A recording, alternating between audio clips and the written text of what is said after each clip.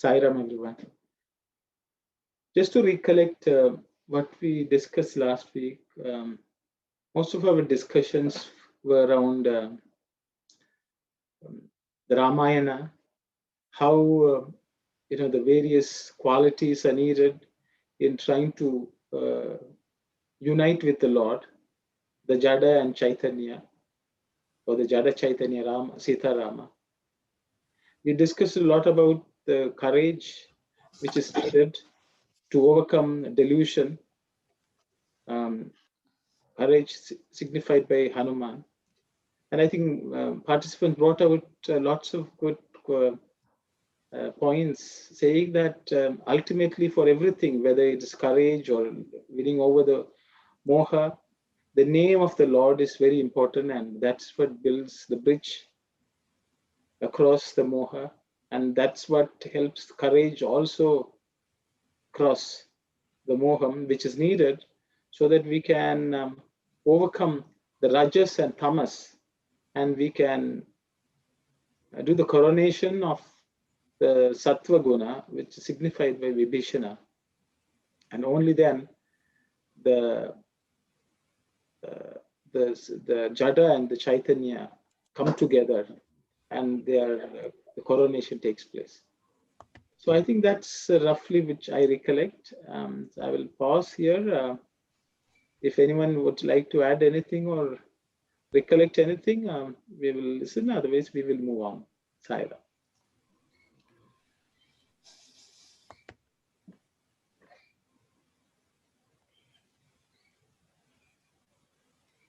Sai Ram, let me ask a question, Brother Arno and others. Swami is talking about here, has to be achieved. Do you say next is the attainment of Anubhava Jnana or Sita? The Jnana reached after experience. Jnana is realized in actual life. Swami on the other sentence says, when both Jada and Chaitanya unite again, that is the Pattabhisheka, the coronation. So what is Swami meant by unite again? What is in our actual life here? Because did we have this Chaitanya with us and we somehow lost it in some phases in our life? Or what is this unite again means? I'm trying to understand that part. Okay, thank you very much, brother. It's a good question. I will open it up for the participants to share their thoughts, please, before I venture to say anything. Saira. Saira, it is very difficult to answer actually. There was ocean and the waves. So the waves emerge from the ocean and subsist on the surface of the ocean. And finally, after so many births, merges in the ocean. So we originated from God and lost in the middle, and we are joining again. But the question, the difficulty is why we lost that glorious status. So that's what it cannot be answered actually. What happened? Whether we really lost our way. What is happening? We don't know. It cannot be answered actually. So Bhagavan used two words. Brahmajnana in the beginning for Siddha and the Anubhava in the final state. Brother explained the Anubhava is not the experience, it is the Anubhuti, the realization, the Nididhyasana part of actual Anubhuti, So, the consummation. So even though it is stated as joining again, it may not be so actually. That because Bhagavan has said we are already Atma. We are already Atma. We are already Atma, but we think we are not the Atma. That's the thing. So that the false notion that we are not the Atma must be removed. Okay, thank you very much, brother. Sairam. So Sairam, brother, so my understanding is for the karma, is desire is a reason. If for the desire, it coming from the Maya. So for the Maya, that knowledge is there to discriminate which one to real and unreal. So for that we are in the world, we are suffering. So Atma supposed to be with Chaitanya all the time. Because of the Maya, is lost that one. So we have to get it back with proper jnana and with the proper quality, the sattvic quality, and we have to reach that with our faith. Then we can unite it again. So we have to be with the Chaitanya and Atma together, has to be union. If we lost that, we're going to be in the dark. That is my understanding. Sairam. Thank you very much, brother. Anyone else would like to share your thoughts, please?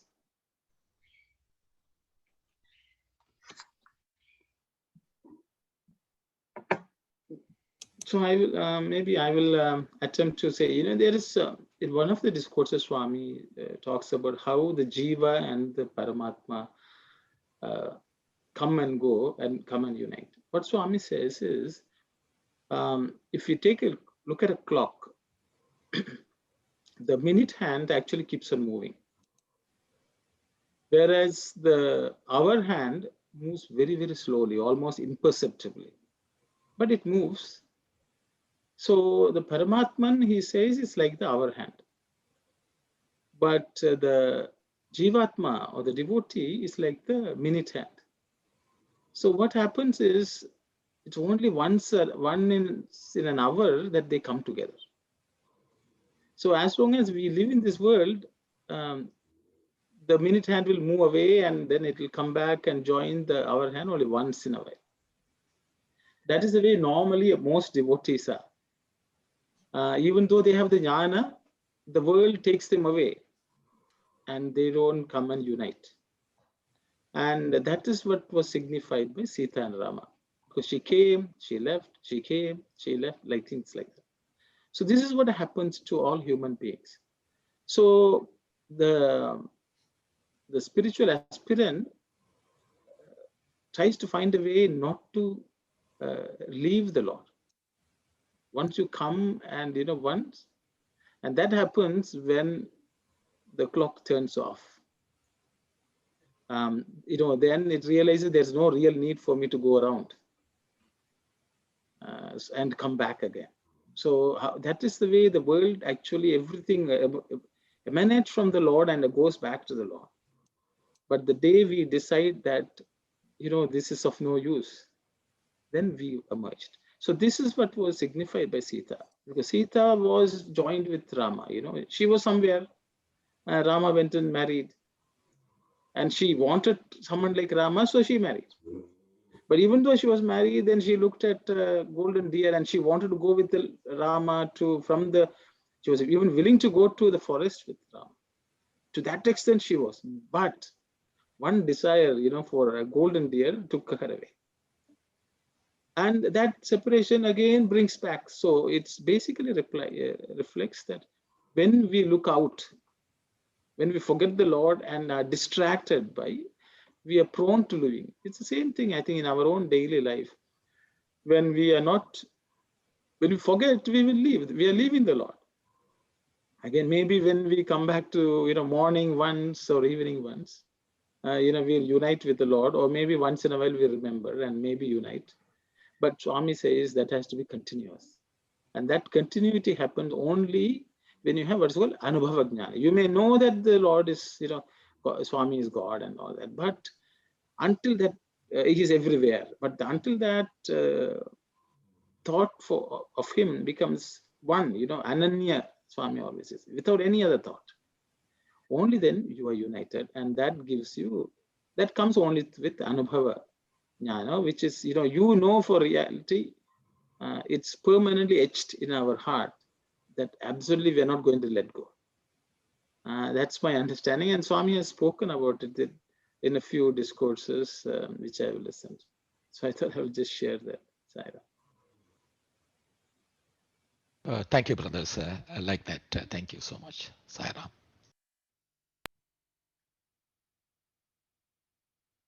Anyone else? And I know, and maybe I will just tell another point also, because I don't think Swami has talked about it here.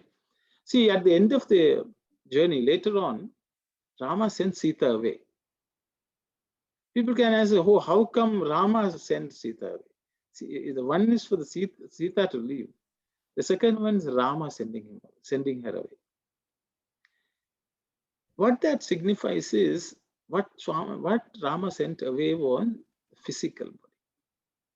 Because the union does not become so complete unless the union is at a higher level. So the Lord decides that even physically the union is, it's coming in the way. So to take up union to a higher level, the Lord sends away.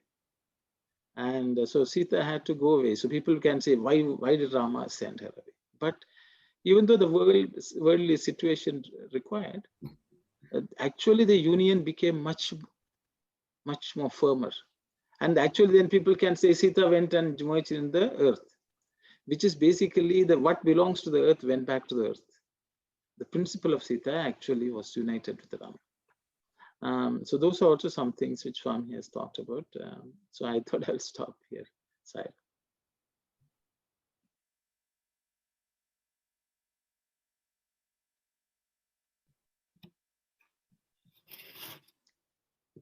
Okay, if there's no other question, we will just move on, Sister Kalyani. Bhakta, you said, Swami, that each guna and each indriya adopts in Ramayana a separate form. It causes some surprise to imagine that the senses also put on some form. In these, the gross and the subtle Ramayanas, in what form do the senses appear? Please tell me this. Swami, whatever may be the guna or quality, how can it express itself without the help of the senses? Gunas are bred in the senses. The senses of action are 5. The senses of knowledge are 5. These 10, with the help of the manas, create attachment, isn't it? Otherwise, there can be no merging at all. Born in Maya, bred in Maya, man's mission is to master Maya, it is said. So too, born in the senses, bred in the senses, the Jada Chaitanya has to master the senses. That is their basic duty, don't you know? Do you know where Rama, the Jivi, was born? Whose son is he? Dasharatha had that name because he symbolizes the Dasendriyas, or the 10 senses. Whichever guna or rupa we consider, it cannot be unrelated to the 10 senses, the senses of action and of knowledge, the karmendriyas and the jnanendriyas. In the form of Dasharatha, we have the 10. Thank you, Sister Kalyani. So Swami is going on to, explain the role of the senses in this whole play of Ramayana, which is happening in us. So Swami is bringing to attention the senses, the gunas, and so on. The Dasharatha symbolizes the 10 senses, and the gunas are represented by his queens. From what I don't know what Swami is talking about it. And these two are how these two come together to create that, the envelop human being with Maya. So I will stop here. If anyone has something to share, please go ahead.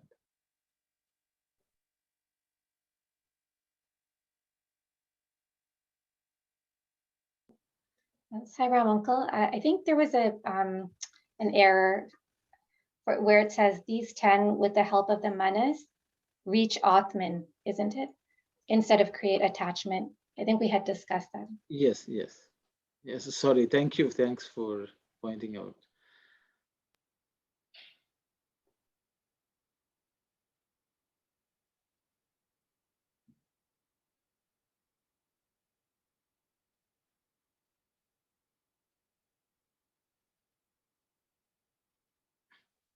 I hope you all heard what Sister Kalyani talked about. See, Swami, I think it's these 10 with the help of the manas create attachment, isn't it? Isn't that Kalyani? That's the section. In the Telugu, we found that these 10 with the help of the manas reach Atman. Okay, so that should be the way it should have been translated, but for some reason. Only then there will be merger. So the thing is, the jiva has to merge Atman with the help of the mind, and then there's merging. I think Swami has discussed the same thing earlier on also in Sandeha Nivarini. Thank you. Sorry, brother Arno, I missed that. These 10 with the help of the manas, can you rephrase that again for me, please? Yes, so these 10 with the help of the manas reach the Atman. I think you should.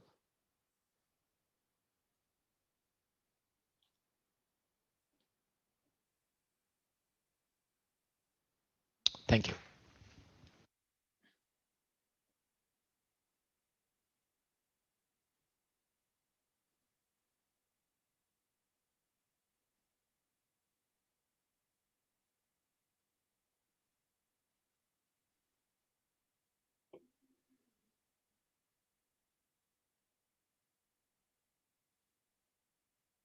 So in Telugu, I will just read it out. It says, Atmanu cheruchunnunu. Atmanu cheruchunnunu. That's the, but I don't know how they created this translation, but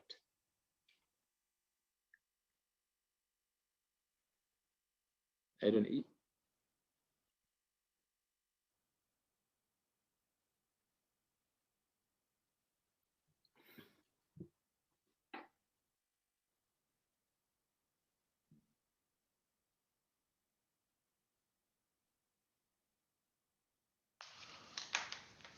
So if sorry, brother Arno, could you kindly elaborate on this one? Born in Maya and bred in Maya. What is that born in Maya, bred in Maya? So, like. Yeah, so is anyone else would like to comment on that, please? Born in Maya, bred in Maya. So basically, one is born in Maya. One also grows in Maya. We have to grow, and the Maya is what actually nurtures us also. But our goal is to win that Maya, win over that Maya. So this is actually symbolized by, we all say Kamala, lotus is used quite a bit. Pankaja, Aravinda, like that. There are many songs where we discuss this concept of a lotus. The lotus is supposed to be born in a slush, in mud. That the mud is the one which actually makes it alive. But that lotus does not attach itself with the mud. It rises above that mud to blossom looking at the sun. So that's why lotus, among all the flowers, lotus is considered an example, a model, an ideal which human beings have to follow. even though we were born in this world. The world may be like the mud. That is the help. The world helps us also. But with all that, the lotus does not forget that I am born to look at the sun and blossom. So otherwise, we also will become mud. So the spiritual process is that blossoming of the divinity within us, which realizes that the purpose for which I am born, even though I am born in mud, even though the mud is keeping me alive, I have to look at the sun and smile. So I have to look at the Lord. So the thing is, that's a constant reminder, because sometimes we think, oh, we are born of the mud. So we have to be, we have a duty to the mud. We have to look after the mud. But the lotus knows that it will not be born without the sun. The mud is actually inert, jada. So we may have our allegiance or our sense of gratitude for the mud, but we cannot forget the greater role of birth itself is because of the sun. So that's what I thought, that I was reminded of that. So I thought I would just share. Others can please share your thoughts, please. That's very nice. Thank you, brother. So according to this one, brother, I like that whatever you said, the 10 senses, whichever guna or rupa we consider, it cannot be unrelated to the 10 senses. That means dasa rada, dasa mean 10, rada mean is the chariot, is a body. So from the body with the gunas, all these 10, the gunas, the Rama born. So that means we cannot, even though use the senses and the gunas, he born, for an example, for pure. There's purity. Thank you, Saira. Thank you very much, brother. Thank you.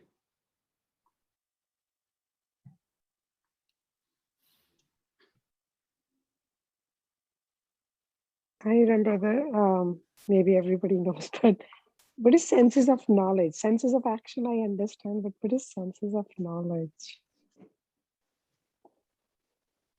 Anyone who would like to share? These are regular one, smelling, feeling the touch, hearing, seeing. So the 5 organs of knowledge, and through the 5 organs we get the 5 senses. Those are the through these 5 organs of nose, eyes, ear, body, touch, tongue. So whatever we feel through these organs are the senses of knowledge, because we learn through the senses what is the world about. So when then what is senses of action? Action was hands, feet, voice or mouth, voice, and the genitals and the anus, the 5 karmendriyas.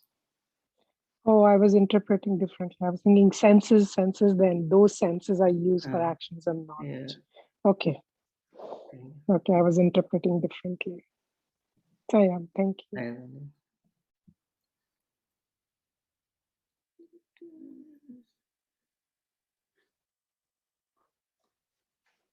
anyone else would like to share? Otherwise, we will move on. I also have another question, brother. It is not just simply because of these indriyas, a life cannot be born. A life is not that simple. But Swami is saying, where did Rama come from? He comes from this Dasendriya. What is the Swami is trying to tell us here? Thank you, Saira. Okay. Yeah, anyone, please, I will open it up for others to share your thoughts, please. Sairam, here Rama is a regular Jivi, the second role, and two roles, no? One is Brahman, Atman role, and one is Jivi role. So, Dasarada represent the Indriyas, and the wives represent the Gunas.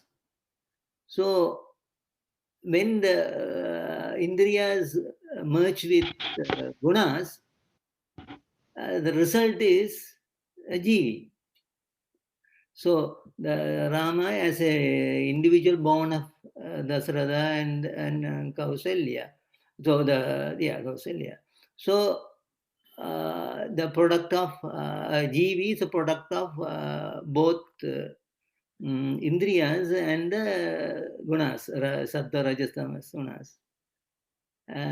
So that's what you're asking, Brother Arul, or something more? Yes, yes, that's it. Yes, yes. Yeah, so now the Jivi, now born in, this one is your past question, born in Maya, bred in Maya, or born in senses, bred in senses, has to rise up.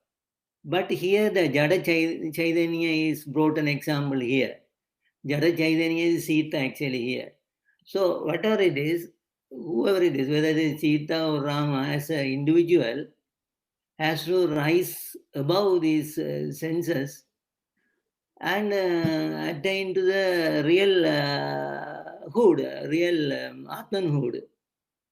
That is the spiritual practice that we have to undertake. So the inquiry part is that discard all whatever is non-Atman.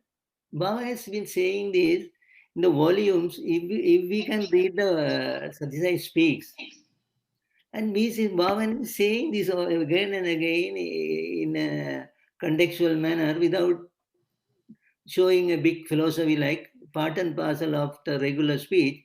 He was saying that one, but the only I, the others, the real I, other than the real I, everything should be discarded. Everything should be discarded. So in other words, we have to divide what is non-Atman and what is Atman. So through this inquiry and all this spiritual practice, we have to look at the Atman part and discard what is covered over it. Thank you, Saira. Sairam, in the very last sentence, I didn't really get what really means that. Whichever guna or true rupa we consider, it cannot be unrelated to the 10 senses. What it really means by that one, why it says it cannot be unrelated to the 10 senses, then all the explanation, the senses of action, of knowledge, action and of knowledge, the karmendriyas and jnanendriyas in the form of Dasarada. Why the maybe little more explanation on that one, whichever guna or rupa we consider, it cannot be unrelated to the 10 senses. That means related, no? That's been related. Brother, better explain this one. Because I'm not sure why there's a double negative. It cannot be unrelated. Yeah, means has to be related is the right way to translate, I guess. Yeah.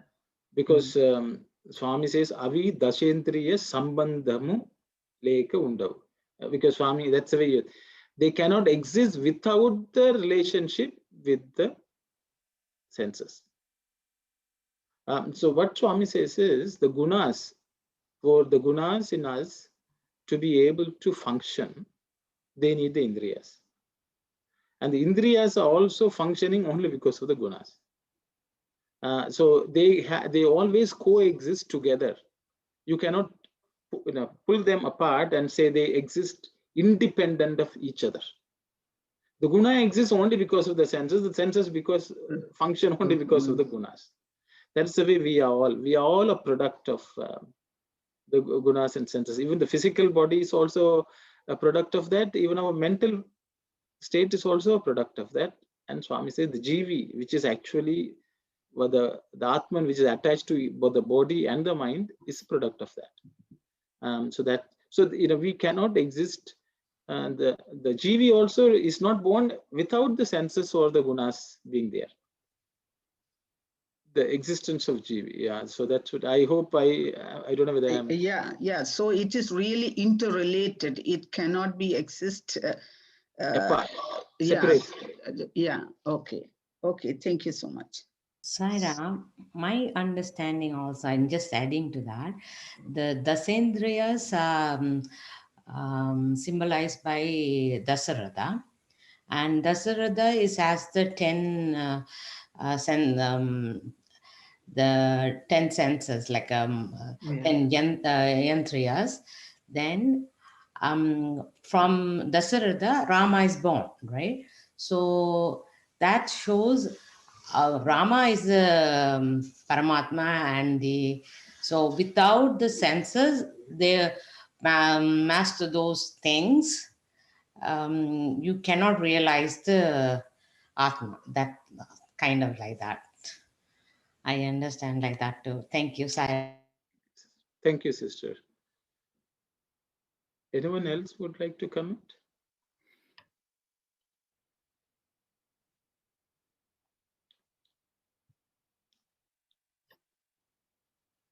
So I guess just for moving on, I thought I would just spend a little more time, if it's okay. If you go back in Sandeha Nivarini, Swami says the external world is there to explain to us what happens in the internal world. I think that was a statement which Swami said. So we can say Swami, it all looks very very philosophical high, but the reality, if we just look at ourselves, how we are born. Each person is born because a man and a woman comes together, and all their senses are at work, and all their gunas are also at work. The tamas is also at work, that brings the attraction. Then the rajas is in work. Then the sattvic, they also want to bring a child. That is a very sattvic action. So actually you can see it's a combination of all three gunas and all their senses which have actually produced us, our own bodies. So we are product of that. We also, in us also, all these senses are active, all three gunas are active. So same way Swami says, but within that there is some Chaitanya, so which is Rama. So that is the mud in which we are born, and we are also mud because it's all mixed up. It's all mixed up. Who we are born from is also mixed up. We are also mixed up, but we have to become the lotus. We need to realize that this is the entire thing is life. We should not think. We should rise above. And that is the Atmic world. So Swami says this happened within our mind also. This, what is happening in the external world, in each of our case, the same thing actually takes place in our mind. We are the senses are working, the gunas are working, and the mind is also born. The mind, and that gives rise to what's called the jivi. But the jivi things, that is also part of the mind and part of the senses, and we go after this or that, run. But the thing is, we need to learn how to rise above. So Rama, if we take the story of Rama did not have any issues just leaving the parents and going to the forest. He said, more than you all, I have to protect the word of my father. Protection of the word of the father is much more important than even you all. So when Rama left, he knew the parents were sad, the father died also, but he said, I am wedded to truth. So his word has to be protected, so I will go. So brother, then Dasaratha word is represent the truth? Because the truth, Dasharatha's word, because he gave a word to his wife. Yes. Okay. Dasharatha never told Rama, you go to the forest. No. Many people, say Rama listened to the father. No, Rama made sure that the father's word did not go wrong. It's not this word was not truth. The principle is that his word should not become untruth. To protect that, that's why it's always the word used is Pitru Vakya Paripalana. So he protected the word of the father. He felt that was a higher truth to which he should dedicate his life. The attachment to the father, attachment to the mother, however much they cried, he said, it all, no problem, it's okay, you all did me, but I owe you something and the world something to protect your word. So that is the purpose for which Rama went. So here, there itself, he shows, even though he had love for them, he was not attached. He was attached to truth, attached to dharma. And so that is how he exemplified how we should live. Though born in Maya, even though the Maya, they looked after him, he never succumbed to that Maya and, let go of truth and dharma. That's why it's called Dharma Vigraha. So it's like a lotus at that time. Exactly. Thanks. Exactly. That's what it is. Oh, Sairam, brother. So actually here the Swami explaining, Centria mean is the body, not the father.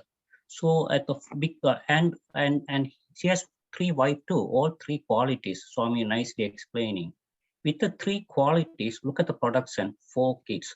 They all dharma, artham, kama, and moksha, or satya, dharma, shanti, prema.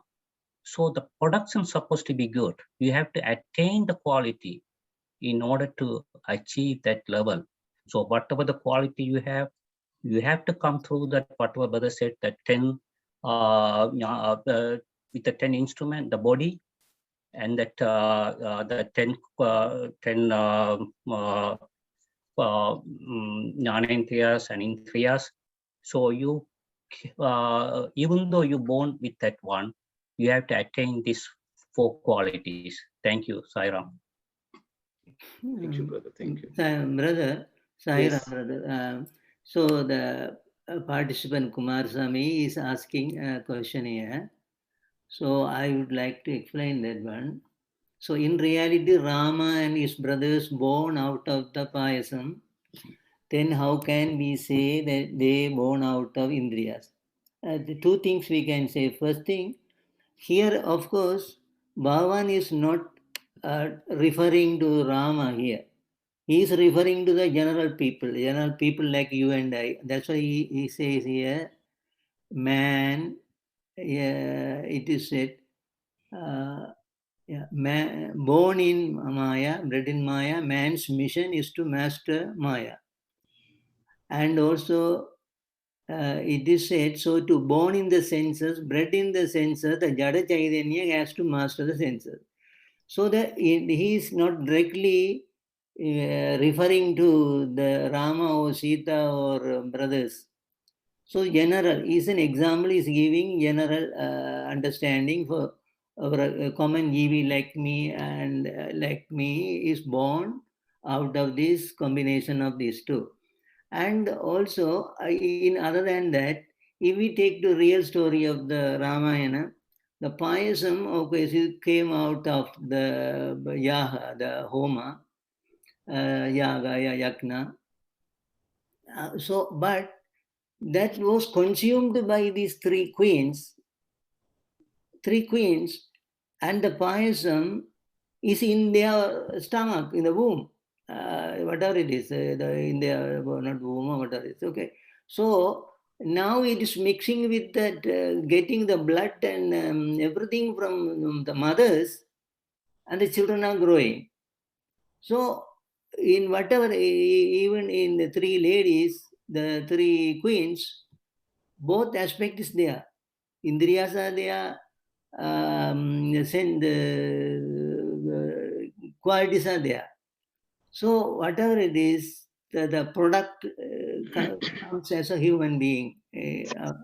So That's what I could say to this question, and I don't know, Brother Kumar will be satisfied, and Brother can make it nice, I think. Thank you. Mm. Anyone else would like? Thank you very much, brother. Yeah. Anyone else would like to share? Any thoughts? So I think, thanks, brother. I think Brother Sivadas has already explained. There's nothing much for me to add, but maybe I'll just supplement that with something, because normally, how children are born, and the difference for Rama was slightly different. So what Swami says is, how Dasharatha, in both cases, the Indriyas want a child, and they know the gunas have to give birth to the child. But how they go about that process is very, very important. So Swami says, by going through by praying to the Lord, even for that, what comes out is good. See, the gunas can give rise to bad children. The gunas can give rise to good children. For that, both the gunas and the indriyas have to work together. When they look up higher to the Lord to grant them, what comes out is good quality, good children. Just to demonstrate that, otherwise you could have had Rama, Dasharatha had 4 children and they also became Rama, and no, that itself, that also is a prayer.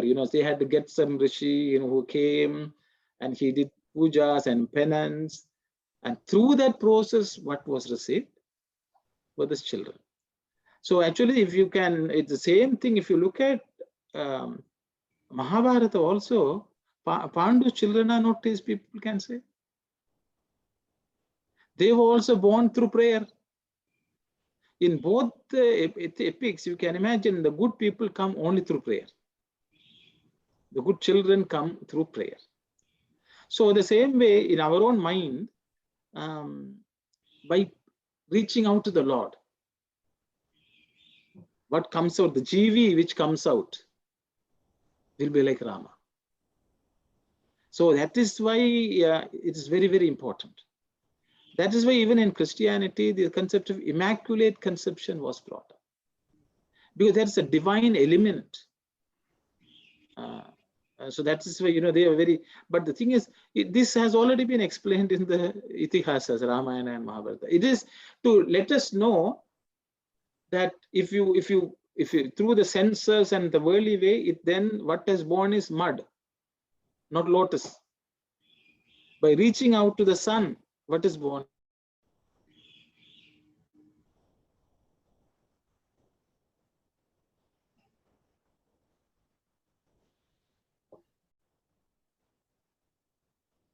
Hands and birds, and that's why Swami.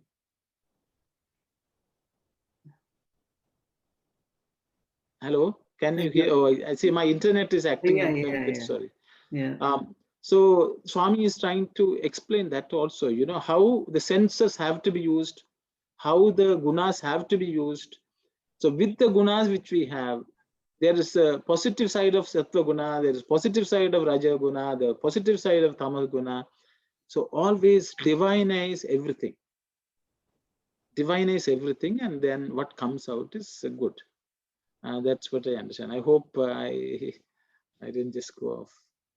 Yeah, that's okay. Thank you. Thank you. He says thank you, Terry. Thank you. So we can move on.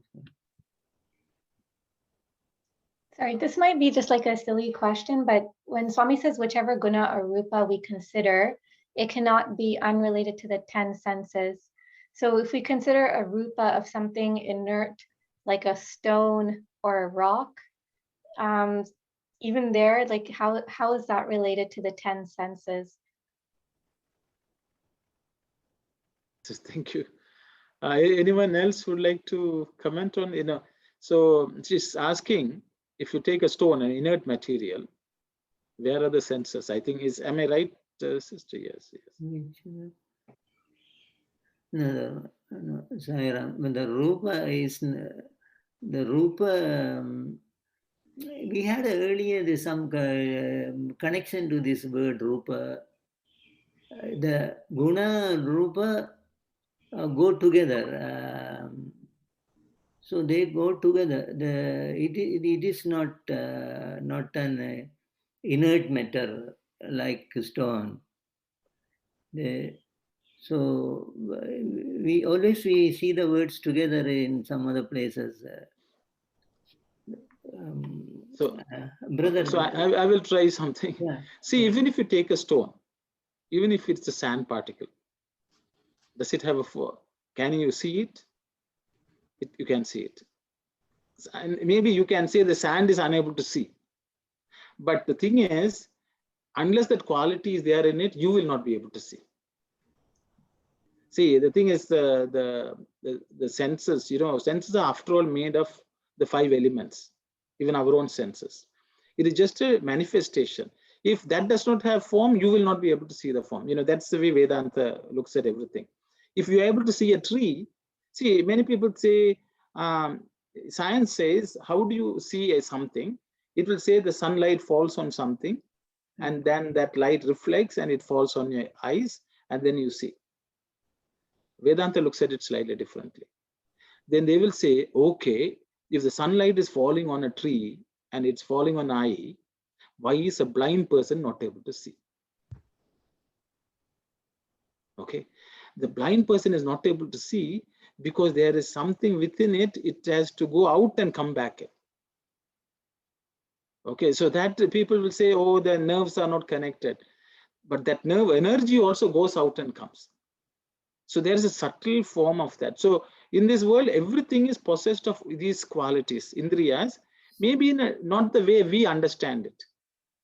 That's, it is the manifestation is different than, like if you say, look at an insect, it also senses in certain ways, and we may say it does not have an eye like us. But our definition of eye and the definition of eye of bacteria will be different. See, because we are trying to measure the world only from what we understand. But the Rishis said that also has eyes. But that is not doesn't have your eye which you have. It does not compose of the cells your eyes are made of. But the sense of, that's why we have used the word sense. Sense means that aspect, that subtle sukshma form is available even in the stones. That's why this story of, the saris crying is there, because it is to demonstrate that even inanimate objects of which we don't know that, that dimension of their existence have that. That is my understanding. I hope I was able to answer that question. So that's why people felt everything is God. Even a stone is God. See, why we go and worship in front of a stone statue. Others will say, why are you praying to a stone? But for a devotee, that stone is looking at me. That stone is listening to me. That stone, when I touch, the stone feels my touch. That stone is God. That is spirituality. And once we give that, once we look at it, that can come to life. It can come alive. That is faith. Not only faith, maybe until we don't understand, but when we understand, it's experiential reality. So that's why we worship stone forms of God. So I think it's a very, very, very pertinent question, because people don't understand what is rupa worship. Why are you praying to a stone? You're pouring milk and this and that. The stone doesn't understand, and you would imagine that it's God. No, for a devotee, it's a real thing. That stone God listens to me.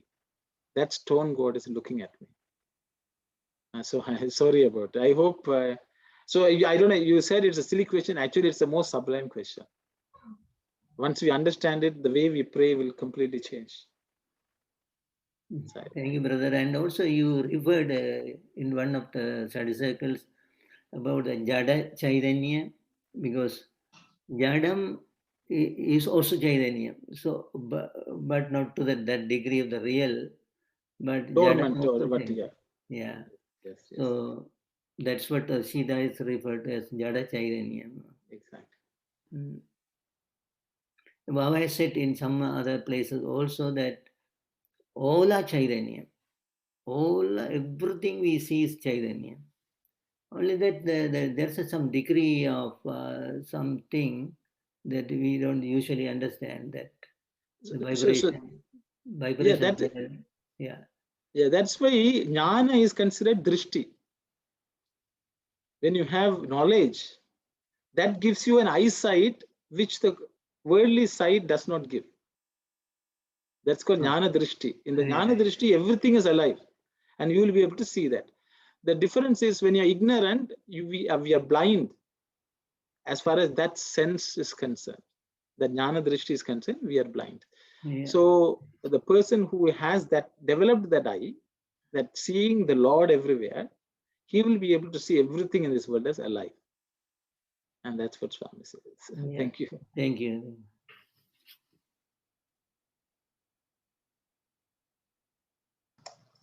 Maybe that's why the Lord Rama sees Devi Ahalya in the rock.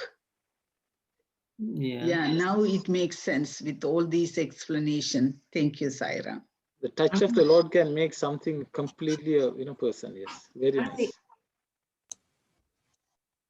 What is the story, Anandi?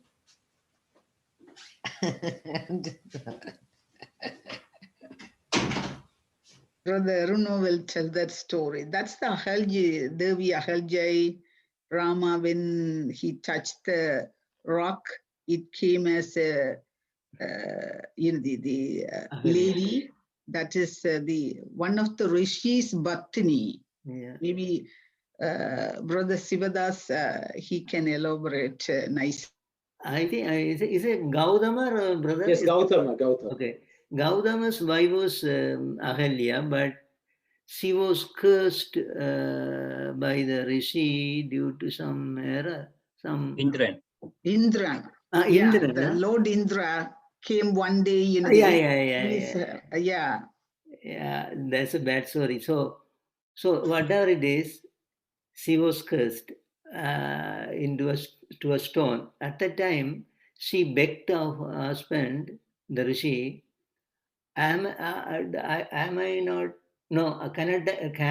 not get salvation from this curse? Is there any remedy for this curse? Then the rishi said, okay, you be a stone. When the Rama avatar comes, when avatar comes as Rama, when the dust from his feet falls on you, you will get back to Agalya, and you can reach me later. So accordingly, that when the small young Rama and Lakshmana went to the forest along with Vishwamitra to protect his yagna against the Tadahi, the ogress, and after that his Vishwamitra's yagna is done, they were coming back to Ayodhya, not the Midila actually. They are going to Midila straight. So on the way to Midila, when the dust of the Rama falls on the stone ahead, she rose up and prostrated before him, and Brahma blessed her. That is Ahalya. Yes, thank you very much. Yes, I remember now. Thanks. Yeah, okay. So I think I will just interrupt if it's okay. It's because if you look at the principles here, so the story, how it goes is Ahalya was a virgin woman. Actually, that's what it basically means. And she was married to Gautama. But before she was married to Gautama, Indra was also interested in Ahalya. Yeah. So because so he always felt cheated. So he wanted to come and be with Ahalya, at least enjoy her. That he thought that is his. He'll somehow do it. So the story is that one day when the Gautama Rishi went to the river, he came. He came in the form of Gautama Rishi, and so Ahalya didn't know. She thought it was her husband. And then when Gautama Rishi was coming, Indra hid himself and ran away.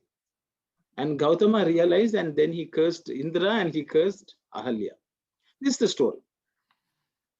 But actually, if you look at it, this world, the body is given to us, which is Ahalya. Okay, God has given. But the thing is, the Indriyas are also chasing it. The Atman is also chasing it. Okay, Indriyas have they play the trick.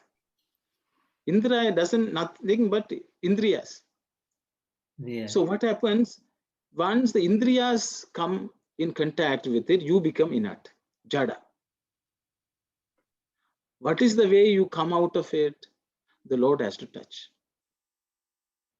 So which is our lot? The Indriyas are now completely taken over the Jivi. So we have become like mud, like stone. How do we become? The touch of the Lord will raise us back to our original glory. That's the story. Very good, brother. Very good, very good. Very good. Otherwise, people will say, how can a saint curse his wife? Yeah. He was, he's a male chauvinist, this, that. Why is Indriya? You are thinking God of the law, God, king of law, gods, and he's running after a woman. See, the stories are told so that it's easily remembered. But we need to go and understand what the actuality stand. So they will say Hindus are praying to the king of the gods. Is fellow is running after everyone. Yeah. The rishi cannot contain his anger. This is the way people interpret. But we should understand they symbolize what happens to us. Once then we become a stone. So we should all. How do we become the Ahalya which grew up? Wait for the touch of the Lord. Pray and wait, and He will touch, and then we will rise up. So that's the story of Ahalya. Okay, so because again the stones, I don't know how it all started, because Kalyani asked this question about stone, and she said it's silly. So there are so many stories which have come, and the same stones are used to build the bridge, and you write Rama, and then the stones become bridge. Yeah. So it's Ramayana is a wonderful story. If we understand it properly, our life has to change. Sai Ram. Sai Ram, this is Sapuanti. Thank you very much. I don't know, you have given us an insight into all these happenings. It's very wonderful. Thank you, Sai Ram. The more you listen to Swami, the more you will, Swami has told all this in so many. He has given thousands of talks. He has explained everything. It is there. It's a treasure waiting for us to explore and learn. That's all I can say. It's nothing which came from me. I'm just pouring out what I collected. Sai Ram. So the questions were asked actually from Sai, and now Sai also explained wonderful explanation, and Brother Vimalesan also enlightening explanation of Ahalya story. Ahalya means one who is not plowed. That's what the meaning is. Hala means to plow. Ahalya means one who has not been plowed. Okay. One who has not been used. That's what it means. Yes. Virgin, yeah. Virgin. Okay. So anyway, that's why if you take Christianity, it is Easter time, so we should think of that. Mary is considered the Virgin Mother. Yeah. See, the same principles are in every religion. I don't think any Christian who understands this. But the same stories are the story of Ahalya. What it basically means is you are not caught by Indriya. Sorry, I'm dwelling too much, I guess, but we will move on. No, thank you so much.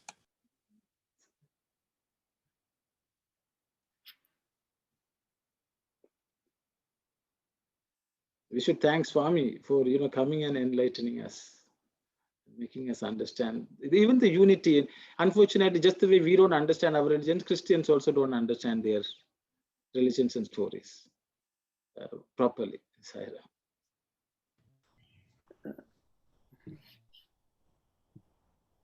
Shall we move on to the next slide, Sister Kalyani? Sai Ram, Brother Arnob. Yes. Those are very enlightening stories and the explanations. I really thank you for that. And I also have another question on this one in this paragraph. Gunas are bred in the senses. So you explain this part, but how to overcome this? Say for instance, it is just because of the senses our gunas have emerged in us, or because of the gunas we are looking at things in a different way. How is that? How do we overcome this kind of aspect? Most of the time, say for instance, there's a car going in when we are driving. We are looking at the car. Somebody says, okay, that's okay. But someone is attracted to that. The attachment comes there. It is because of the gunas that we have it, or because of even though we are two people are looking at the same car, but they are looking at it in a different aspect of that. What is that, Saira? Yes, Sairam, Sairam. I will just open it up. Anyone please share your thoughts. So, Sairam, brother, for that I can say all the five senses given to you to attain the God. So, but we are trapped into the Maya. We are attached to the other worldly object. So we have to, Baba saying, you have to control the Jada and Satya has to master. So you have to master in that one, to control that one. Then you can come out from that one. Thank you. Yes, Arul's question is why some people are attracted by the car and some are not attracted by the car now. So that is what we were usually delving this into this many times. The past karma, the past vasanas and samskaras now. So there is a previous connection in the previous births. It may be 1 or 2, it could be 100 births. Then there's a liking, some sort of attraction is in the imprint of our chitta. So that's what we say, that through chitta only we learn the world. So when that stimulus and stimuli that in the science and people know that stimulus. So when we see the cars, the beautiful blue color cars going, and so I am get attracted because I had a taste of that in my previous birth. And now it comes with me, it's hidden in my chittam as an imprint of the previous. This is called, if it is good, we call samskaras. If it's bad one, we call vasana generally. So these, either of these two is inside my chittam. So that's why I am attracted to that particular. This is sometimes see couples, husband and wife, and they may be different altogether in their makeup and beauty, but we say, well, how come each people loved each other now? Because there was an inkling in their chittam with the previous experience. That's what Baba, Sathya Sai Baba, for some people, not for many people, he very closely takes them to his fold because of the previous connection. So that's what is happening each and everything. That's a way that could be explained, and that's what my small knowledge, and others can expand on it or say them. Thank you, Saira.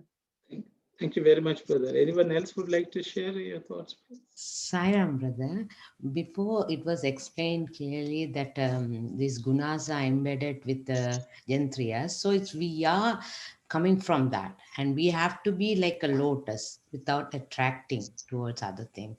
So the car person has to be not attracted to that. He has to be like a lotus. That's what the explanation, I think. Thank you, Saira. Thank you, sister. Thank you. Anyone else would like to share anything? Saira and brother, on the Arul also used to have a question on this one, and because the three, actually this Prakriti, which is the Jada part, matter part, Prakriti, and other one is Purusha, that is Atman.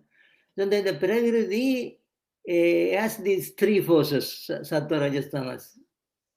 So brother also explained one day, when this Prakriti is not in balance, then the creation takes place.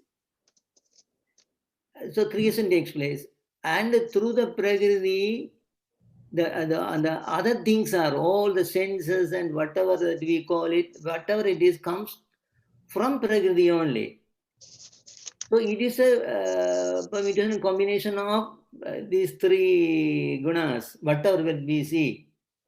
So, but the way we react to a particular stimulus is because of our past vasana or samkaras. That is what it is explained in the Patanjali Yoga Sutra. Swami Vivekananda was explaining this, expanding this on this one. And even there are many things Baba has said too. Thank you, Sairam.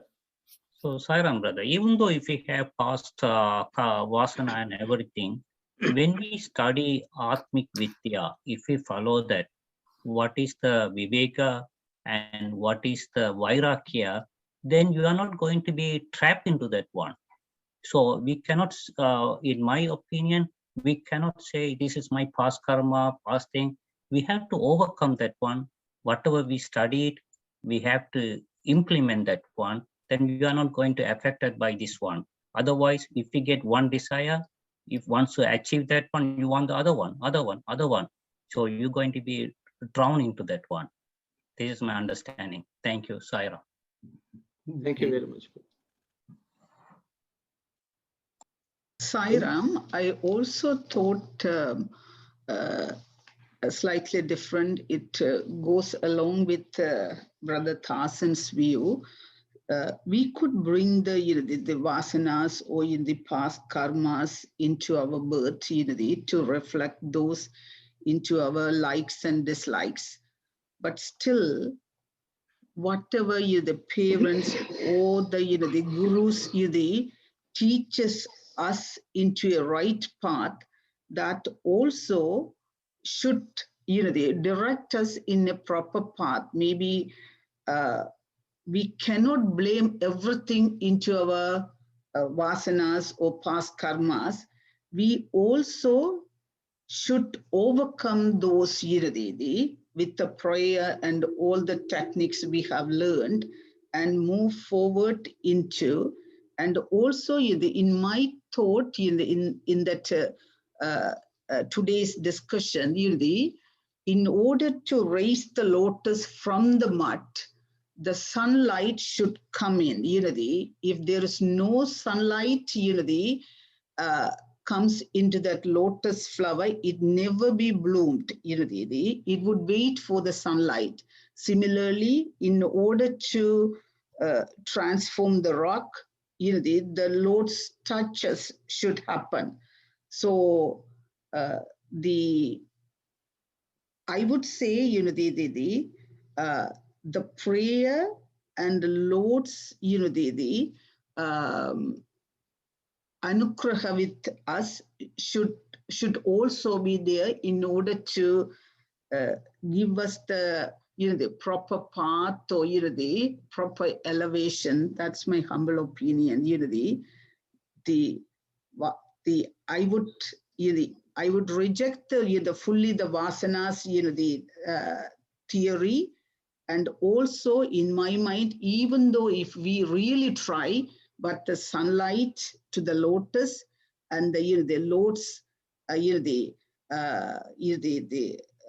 compassion or karuna also should be with us in order to direct us in the proper path.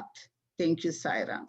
Sairam, both Dasan and Anandi is talking about divine spiritual sadhana. But what we are talking about is common people's view. People like me and others, and as a common people, we may get attracted to certain things. And why we are get attracted? That is the question now. So the answer is that some inkling, some past experience there. It may be in the as a child.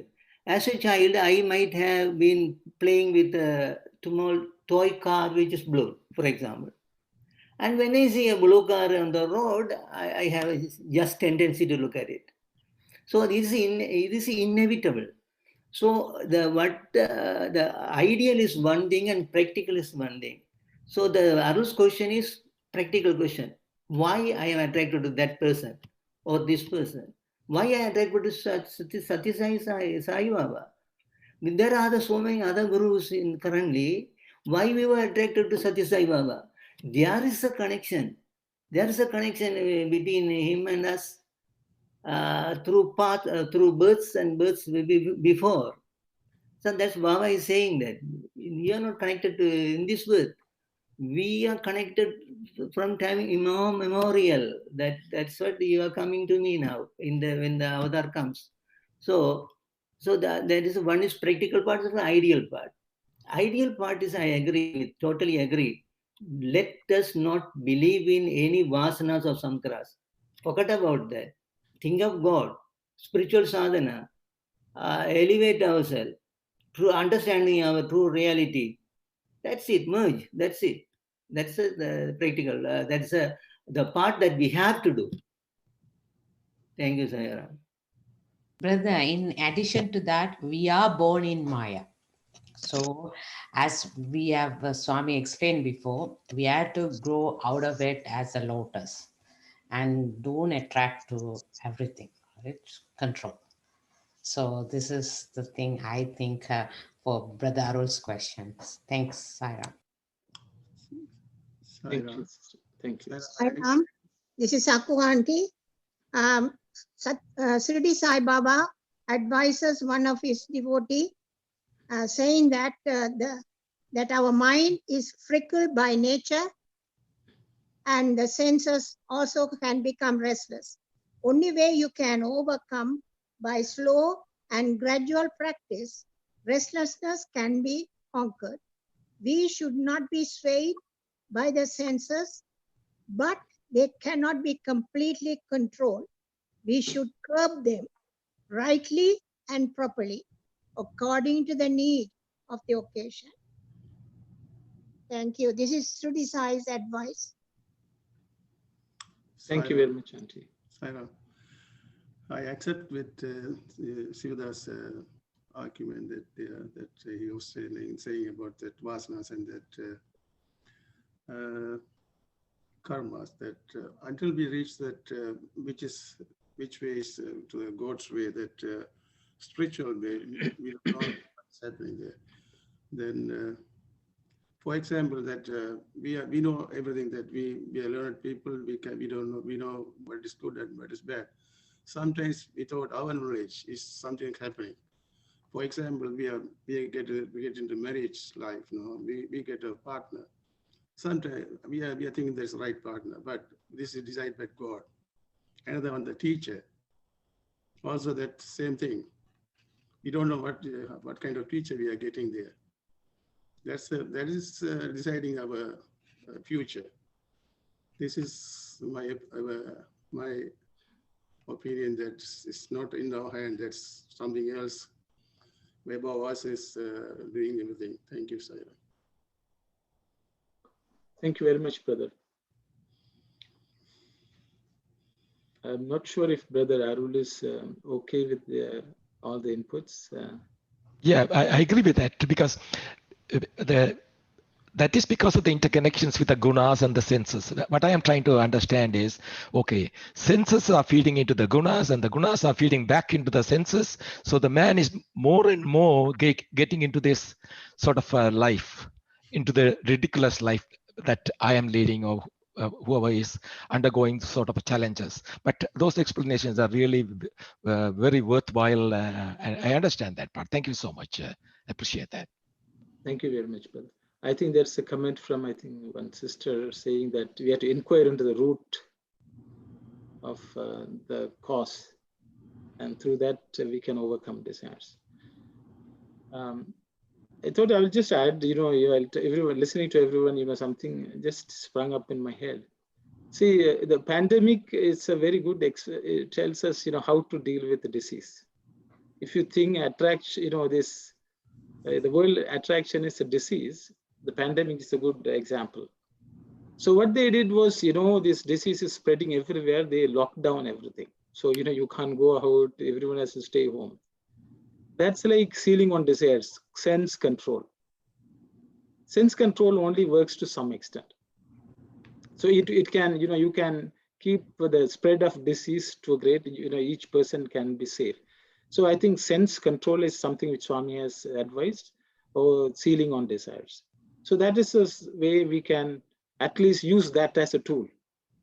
As the brother said, even brother Rajagopal also said, even if we may be very good, we can slip and fall. That is the reality. And then they will say the best way to safeguard is vaccine. And that also will say you take 2 doses. Then you are a little more immune. And then even that they will say 90%, 95%. So which is basically inquiry and attachment to God. So the thing is, even if we control our senses, even if we don't look at a car or look at a blue car or whatever, to some extent we are safe. But without our knowledge, we may look at the blue car. And then again, we are caught in it. So for that, vaccine is the only thing. What is vaccine? God's grace. So you have to go and, touch the touch of the Lord, or being connected with the Lord will give the perfect immunity, which is what, Ahalya, rose up as Ahalya, the Jada, when otherwise we'll become mud. As Sister Anand said, the sunlight has to fall. We have to connect to the sunlight. So connecting, that's why Swami sometimes says, where there's Rama, there's no Kama. Where there's Kama, there's no Rama. Where there's desire, there's no God. Where there's God, there's no desire. So we have to, no choice other than to seek God. And I think which is what many brothers have said. So those, I am just trying to paraphrase them in a different ways. Very nice thoughts by everyone, sharing different aspects of it. Thanks. I'd like to add one more thing, brother. Yes, the God also told, I created the world for you. I don't want from you anything, but whatever you enjoy, you're going to get the consequence out of that one. So all the 5 senses going to try to enjoy the worldly thing, but you have to, that is the nature. So you have to know what is the real thing. According to that, if you live, you can overcome that one. Thank you, Sairam. Thank you very much. So by, getting hold of the Lord and keeping him perfectly in our grasp, our immunity will be 100% from all this disease of karma. So with those thoughts, I think we have come out of time, run out of time, I guess, no, brothers? Yeah. So there is only one paragraph, I think we did, only one set of question and answer. But even though it's one paragraph, but I think it's worthwhile. The more study cycle we do, and the less less speed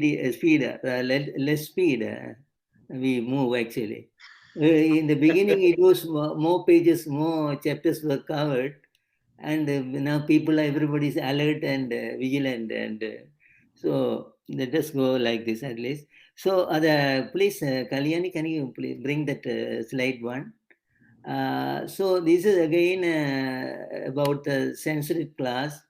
The branches, we are still expecting the branches to submit their registrants for this sensory class, and we have received Anandi has sent it, and 2 more small group has sent it. One is only 1 person, and another is 3, and like so.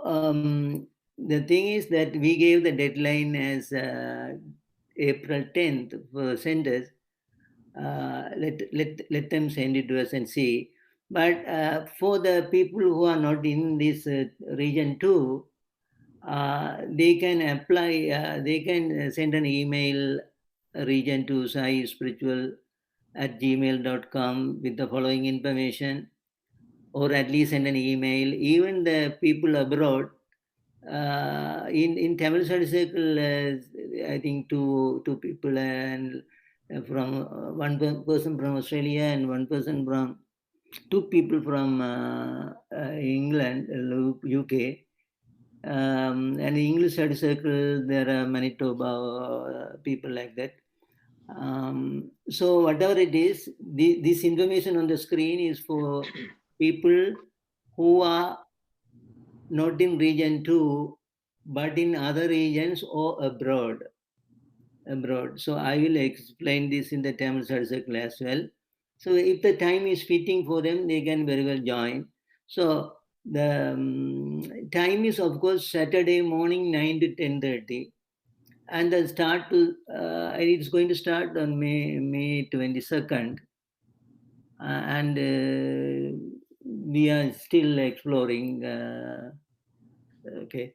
Thank you, Sai Ram. Thank you, Sai Ram. Brother, you can finish it. Okay, Sai Ram. Yeah. Sai Ram.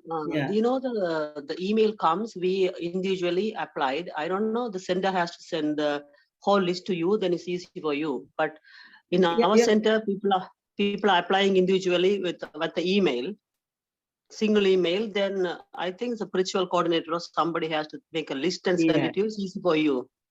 Yeah, they have not sent it yet, but they are, yes, because the date is April 10th now, and we are thinking, what about if it is not come and we can give another chance to, but we will explore more. Okay, it is going to start May 22nd, but anyhow, before April, everything should be collected. Okay, thank you, Sister Ambika. And your people will be interested in joining, but the time, I don't know, the time they will fit it to the time, the Australian party. Yeah, they like to, I think London, England, they will join. Yeah, thank you, Sai. Yeah. Okay, thank you, brother. You can complete it. Okay. Sai Ram. So we will close with Samastaloka and Shanti. Sai Ram. Om Samastaloka Sukhino Bhavantu. Samastaloka Sukhino Bhavantu. Samastaloka Sukhino Bhavantu. Om Shanti, Shanti, Shanti. Sai Ram, everyone. Sai Ram. Thank you, Sai Ram. Sai Ram. Sai Ram.